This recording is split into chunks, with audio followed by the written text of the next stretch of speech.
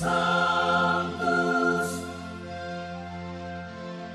Sanctus, Sanctus Dominus Deus Sabaoth. Salam jumpa kembali saudara-saudariku yang terkasih dalam Tuhan kita Yesus Kristus. Salam sejahtera untuk kita semua. Berkat Allah yang Maha Kuasa senantiasa menyertai kita. Hari Kamis tanggal 5 Juni tahun 2025 adalah peringatan wajib Santo Bonifasius, uskup dan martir. Bonifasius berasal dari sebuah keluarga Anglo-Sakson. Ia lahir pada tahun 680 di Crediton, Inggris, dari pasangan orang tua yang Katolik. Namanya sejak kecil ialah Winfried. Cerita-cerita dari para misionaris yang ia temui membangkitkan dalam hati Bonifasius keinginan untuk mengikuti jejak mereka. Ketika meningkat dewasa, Bonifasius masuk biara di Nursling. Di biara ini, ia dididik dan dilatih untuk menjadi seorang rasul yang tangguh. Akhirnya, ia berhasil ditahbiskan menjadi imam dan diutus ke Frisia. Tetapi karena bangsa Frank yang telah banyak menjadi Kristen adalah musuh orang Frisia, maka penyebaran Injil di sana dilarang. Oleh karena itu, Winfried kemudian pergi ke Roma. Oleh Paus Gregorius II, ia diterima dengan baik dan diberi nama baru yakni Bonifasius. Dari Roma, Bonifasius diutus ke tengah-tengah bangsa Jerman. Tugas perutusan yang berat dan berbahaya ini dijalankannya dengan setia. Atas permintaan Paus Gregorius II, ia sekali lagi pergi ke Roma pada tahun 722 dan di sana ia ditahbiskan menjadi uskup. Setelah itu, Bonifasius kembali ke Jerman sebagai utusan Sri Paus untuk melayani gereja di sana. Ia mendirikan banyak gereja dan biara serta mengadakan pembaharuan hidup rohani umat dan para imamnya. Pada usianya yang lanjut, ia sekali lagi pergi ke Frisia bersama beberapa imam untuk menerimakan sakramen Krisma. Tetapi di dalam dokum, Bonifasius bersama imam-imam itu diserang segerombolan orang-orang kafir. Para imam yang bersamanya dan orang-orang serani di tempat itu bertekad melawan serangan itu. Melihat hal itu, Bonifasius berkata, "Anak-anakku, janganlah berperang. Hari yang sudah lama kutunggu dengan penuh kerinduan akhirnya tiba juga. Biarlah Tuhan berperang melawan mereka." Bonifasius dengan para imam yang menyertainya dalam perjalanan itu dibunuh karena imannya bersama-sama 53 orang serani. Peristiwa ini terjadi pada tahun 754. Kemudian jenazahnya dibawa ke Fulda. Bonifasius dikenal sebagai perintis pewartaan Injil di Jerman dan dihormati sebagai pelindung negeri Jerman. Marilah kita mendengarkan dan merenungkan bacaan-bacaan kitab suci. Dalam nama Bapa dan Putra dan Roh Kudus. Amin. Bacaan pertama dari Kisah Para Rasul bab 22 ayat 30 dilanjutkan dengan bab 23 ayat 6 sampai 11. Setelah Paulus ditangkap di kota Yerusalem, kepala pasukan ingin mengetahui dengan teliti apa yang dituduhkan orang-orang Yahudi kepada Paulus. Karena itu, ia menyuruh mengambil Paulus dari penjara dan memerintahkan supaya imam-imam kepala dan seluruh mahkamah agama berkumpul. Lalu ia membawa Paulus dari markas dan menghadapkannya kepada mereka. Paulus tahu bahwa sebagian dari mereka itu termasuk golongan orang Saduki dan sebagian termasuk golongan orang Farisi. Oleh karena itu, ia berseru dalam mahkamah agama itu, katanya, "Hai saudara-saudaraku, aku adalah orang Farisi, keturunan orang Farisi. Aku dihadapkan ke mahkamah ini karena aku mengharapkan kebangkitan orang mati."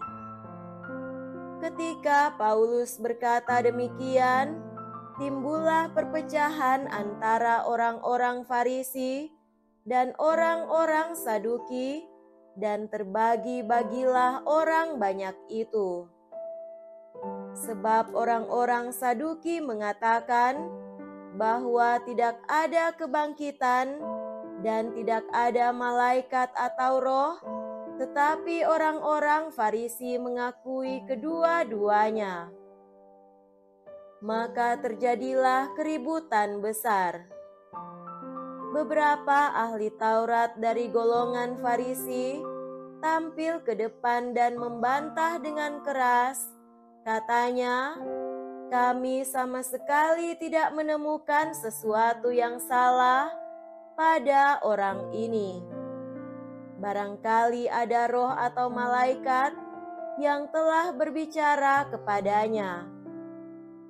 Maka terjadilah perpecahan besar, sehingga kepala pasukan takut kalau-kalau mereka akan mengoyak-ngoyak Paulus. Karena itu, ia memerintahkan pasukan supaya turun ke bawah dan mengambil Paulus dari tengah-tengah mereka, lalu membawanya ke markas. Pada malam berikutnya, Tuhan datang berdiri di sisi Paulus dan berkata kepadanya, "Kuatkanlah hatimu, sebab sebagaimana engkau dengan berani telah bersaksi tentang aku di Yerusalem, demikian jugalah hendaknya engkau pergi bersaksi di Roma." Demikianlah sabda Tuhan. Syukur kepada Allah. Semoga Tuhan beserta kita sekarang dan selama-lamanya. Inilah Injil suci menurut Santo Yohanes. Dimuliakanlah Tuhan. Injil Yohanes bab 17 ayat 20 sampai 26. Dalam perjamuan malam terakhir, Yesus menengadah ke langit dan berdoa bagi para pengikutnya. "Bapa yang kudus, bukan untuk mereka ini saja aku berdoa, tetapi juga untuk orang-orang yang percaya kepadaku oleh pemberitaan mereka, supaya mereka semua menjadi satu, sama seperti Engkau ya Bapa, ada di dalam aku dan aku di dalam Engkau, agar mereka juga di dalam kita, supaya dunia percaya bahwa Engkaulah yang telah mengutus aku. Aku telah memberikan kepada mereka kemuliaan yang Engkau berikan kepadaku, supaya mereka menjadi satu, sama seperti kita adalah satu. Aku di dalam mereka, dan Engkau di dalam aku, supaya mereka sempurna menjadi satu, agar dunia tahu bahwa Engkau yang telah mengutus aku, dan bahwa Engkau mengasihi mereka sama seperti Engkau mengasihi aku. Ya Bapa, aku mau supaya dimanapun aku berada, mereka juga berada bersama-sama dengan aku, yakni mereka yang telah Engkau berikan kepadaku, agar mereka memandang kemuliaanku yang telah Engkau berikan kepadaku, sebab Engkau telah mengasihi aku sebelum dunia dijadikan. Ya Bapa yang adil, memang dunia tidak mengenal Engkau, tetapi aku mengenal Engkau, dan mereka ini tahu bahwa Engkaulah yang telah mengutus aku. Dan aku telah memberitahukan namamu kepada mereka, dan aku akan memberitahukannya, supaya kasih yang Engkau berikan kepadaku ada di dalam mereka, dan aku di dalam mereka. Demikianlah sabda Tuhan. Terpujilah Kristus. Saudara-saudariku yang terkasih dalam Tuhan kita Yesus Kristus, tema renungan kita pada hari ini adalah persatuan umat beriman. Kesatuan dalam gereja adalah hal yang mendasar dan hakiki. Oleh sebab itu, dalam syahadat kita disebutkan, aku percaya akan gereja yang satu, kudus, katolik, dan apostolik. Bukan secara kebetulan kata, satu atau persatuan, itu disebutkan pada tempat yang pertama, mendahului sifat-sifat gereja yang lain.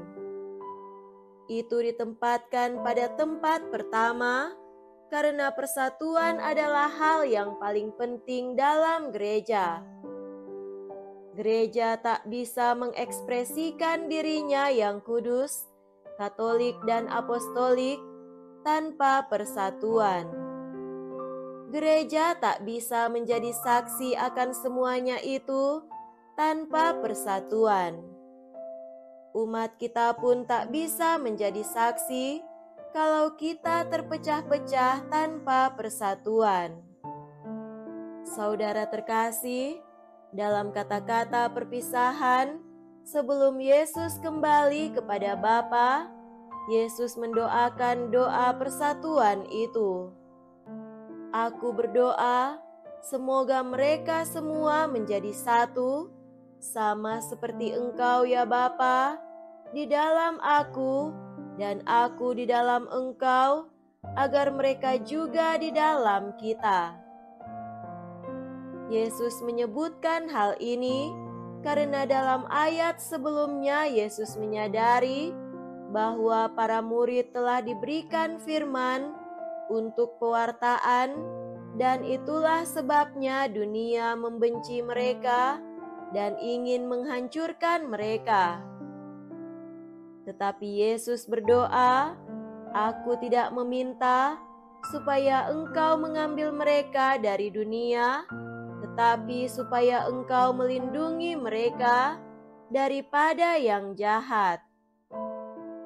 Dan salah satu unsur penting untuk melindungi para murid di tengah dunia adalah unsur persatuan. Persatuan yang dimengerti Yesus adalah persatuan yang sempurna, yakni model persatuan Yesus dengan Bapanya. Bagaimana itu bisa dimengerti? Persatuan di sini mengandung arti pertama, ada bersama satu sama lain karena kasih. Allah ada beserta Yesus, dan Yesus ada dekat Bapanya. Itu menampilkan unsur kedekatan dan kedalaman relasi cinta antara Bapa dan Yesus. Kedua, satu dalam misi dan perutusan. Kedekatan dan relasi kasih itu penting, adalah dasar persatuan, bagaikan pakaian yang melindungi para murid.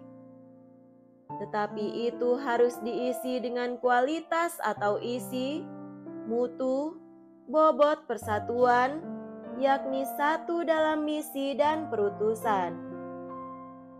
Yesus selalu berkata, "Bapalah yang mengutus aku, dan aku hanya mengerjakan apa yang diminta Bapa agar kulakukan." Ketiga, satu dalam visi dan arah. Yesus selalu mengutamakan keselamatan dan kehidupan. Yesus datang untuk keselamatan dan kehidupan.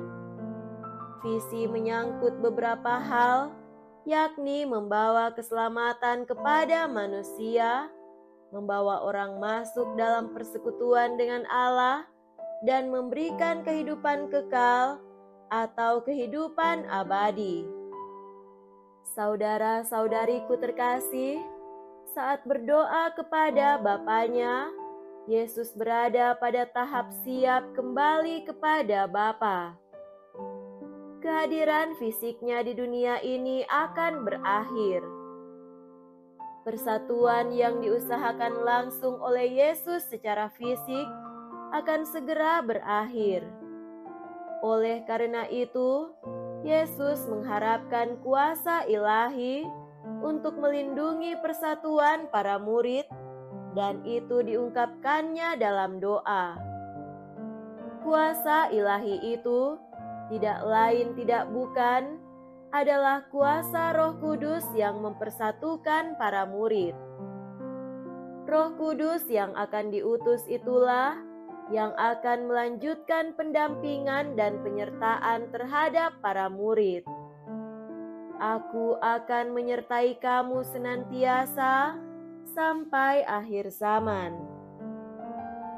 Keterbukaan terhadap Roh Pemersatu itu amatlah penting agar dalam kehidupan kita lebih mengutamakan persatuan dalam hidup dan perutusan, mengutamakan persatuan dalam setiap kesulitan dan tantangan, menjunjung tinggi persatuan di tengah ancaman dan godaan, mengutamakan persatuan dalam godaan keterpecahan, kepentingan pribadi dan kelompok.